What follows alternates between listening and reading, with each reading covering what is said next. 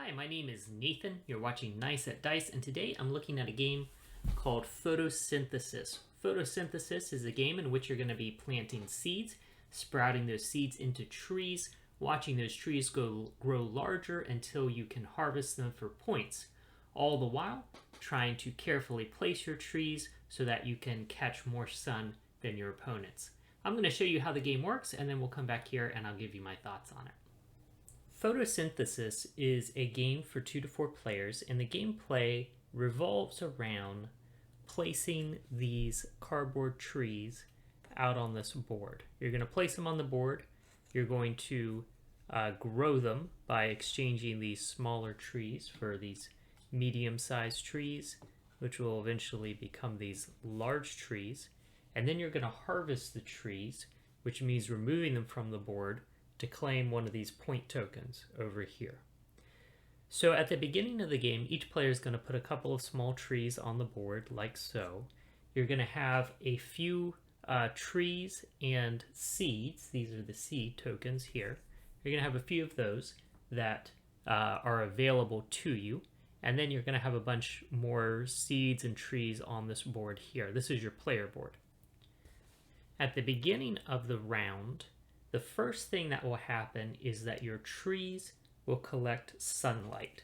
And sunlight is tracked on your player board over here with this little token on these numbers. I'll give you a closer look at that using one of the other player boards. So you have a little token like this.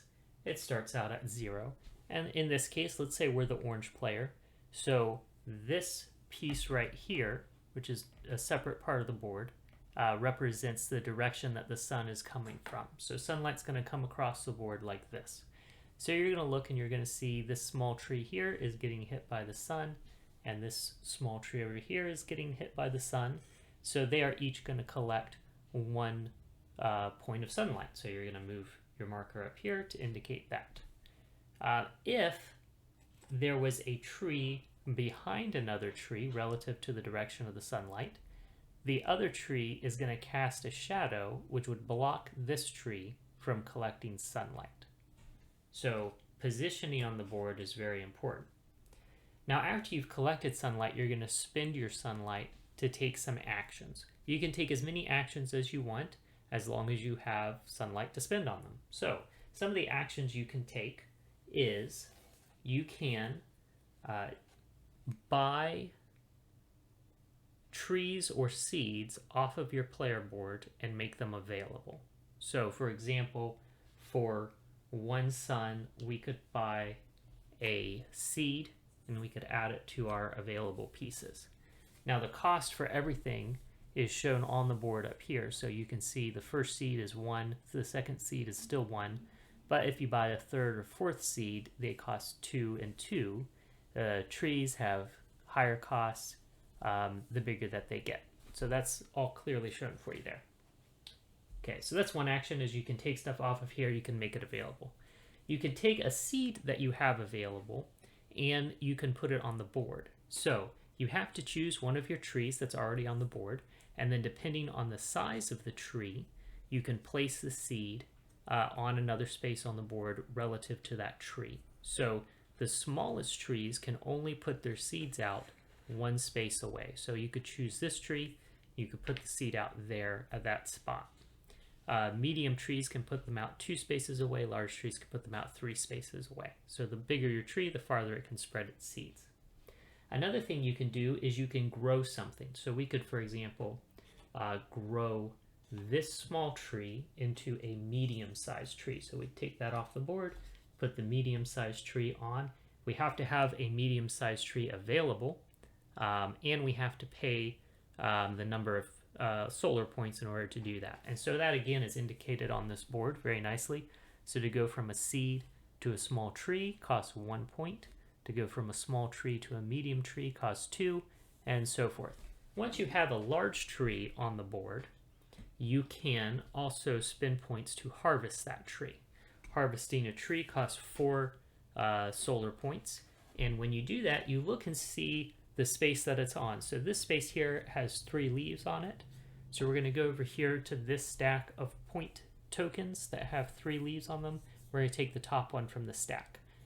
on the back of this is the number of points that this game is worth at the end of the game. So you're trying to collect as many of these as you can, and the closer your trees are to the center of the board when you harvest them, the more these are going to be worth. So you want to move your trees inward, harvest them for points, and have the most points at the end of the game.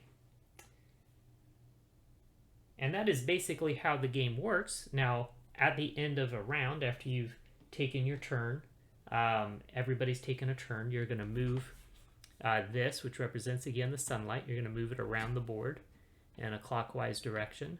And then everybody's going to get their solar points again based on this new direction. So you can see as this moves around, like for example, if this tree was here, this tree would be blocked by this tree on this round, but on the next round, it would not be blocked. So you have to carefully position your trees so they don't, so that they're able to collect sunlight or able to block other people's trees.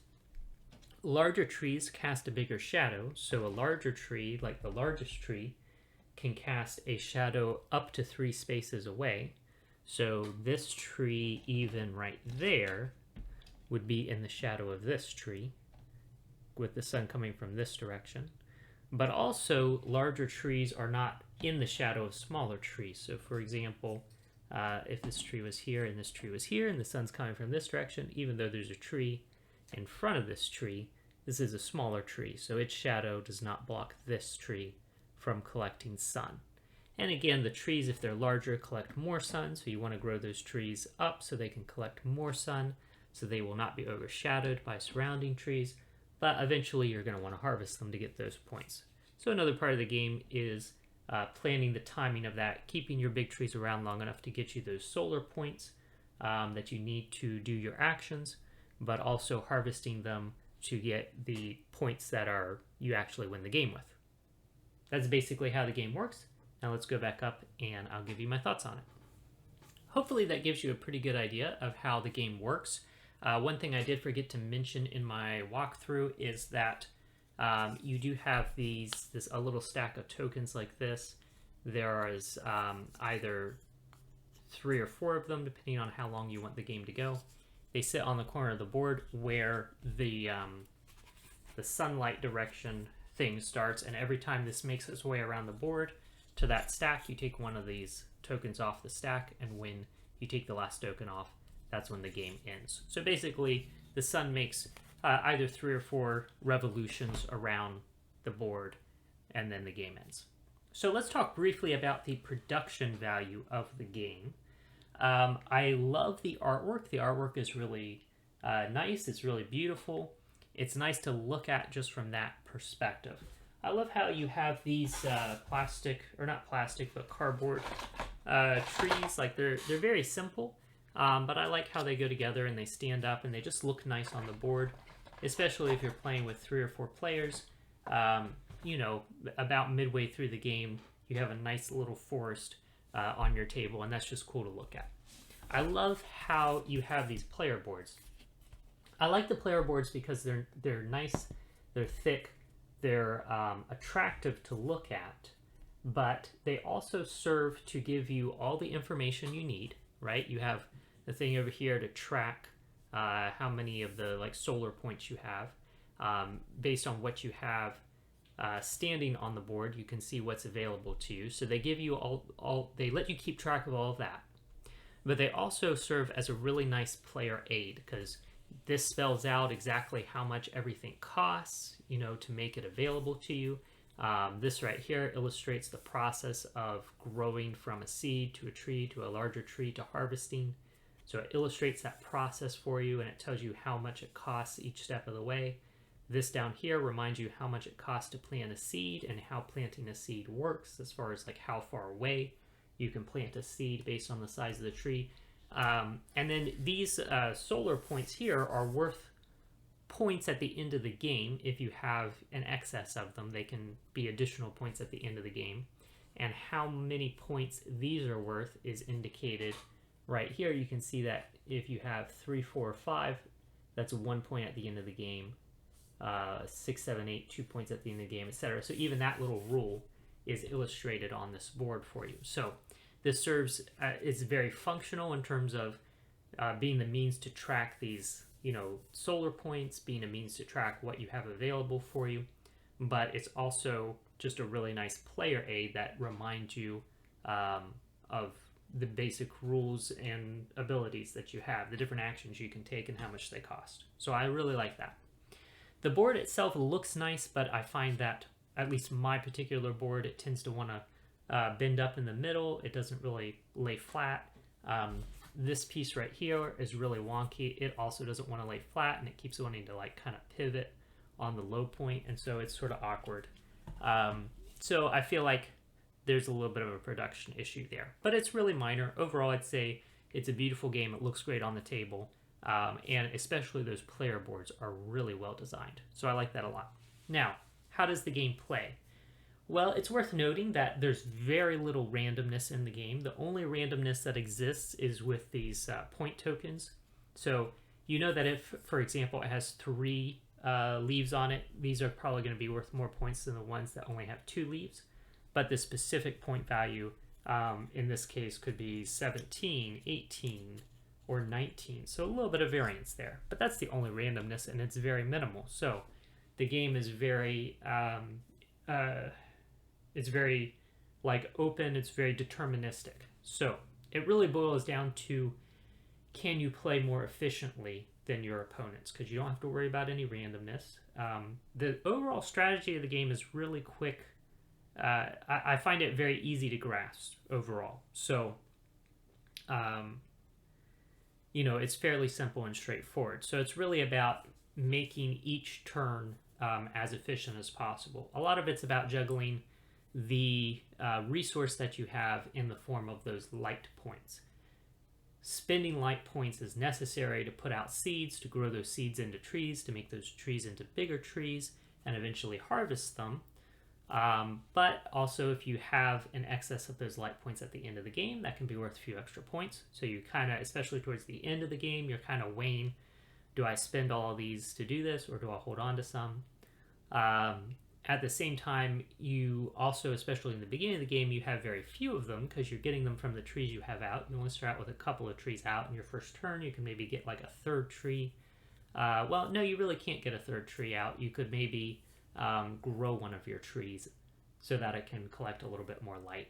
But so especially in the first few turns, you're really, thinking about how you manage. Do you spend all your light in one turn, or do you let some of it carry over to your next turn so you can accomplish a little bit more on the next turn? That kind of thing. So it's a little bit of a resource management thing there. Positioning is very important. However, I feel like positioning is important, but it also isn't. It's important, but there's a few things that are kind of weird about it. One is you very clearly want to go for the middle of the board. So it's mostly about how quickly you can get to the middle of the board, and then how long do you keep your trees in the middle of the board before you harvest them. Obviously, you want to harvest them for the points, but if you keep them there longer, you're taking up those spots, and other people can't get in soon enough to be able to grow their trees up and harvest them before the end of the game. So there's that. Apart from getting your trees to the middle of the board, positioning doesn't seem all that important.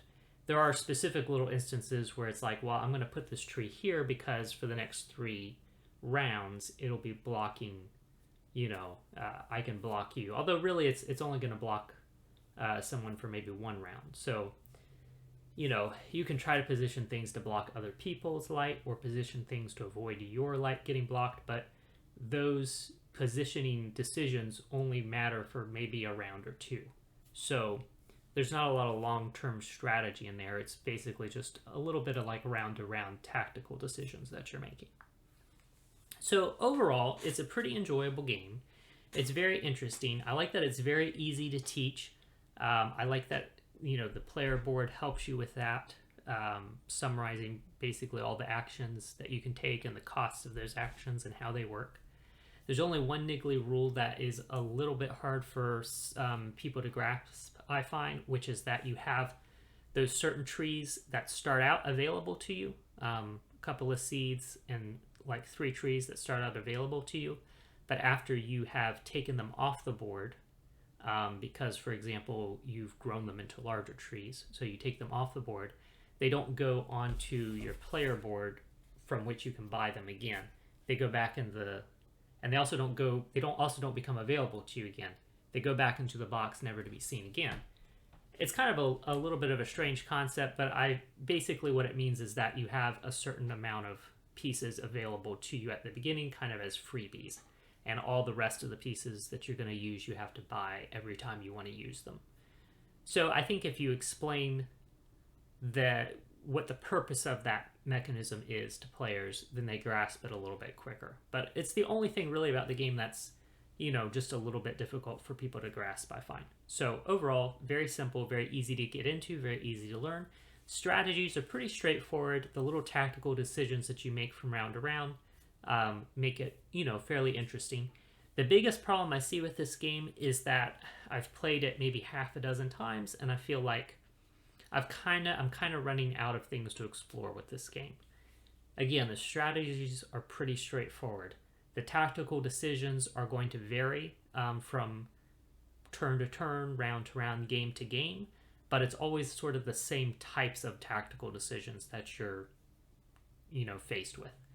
So it's just not a game that has a lot of depth to explore over multiple plays. So overall, I say it is a beautiful game. It's well produced. There's a couple of production issues I have with it, but it might just be my copy of the game. Overall production is really good. It's beautiful. It's easy to teach, easy to learn, easy to play. The only thing is that it may not have a lot of longevity for you. So that being said, if you have the opportunity to play someone else's copy, I think, it's maybe a try before you buy kind of situation.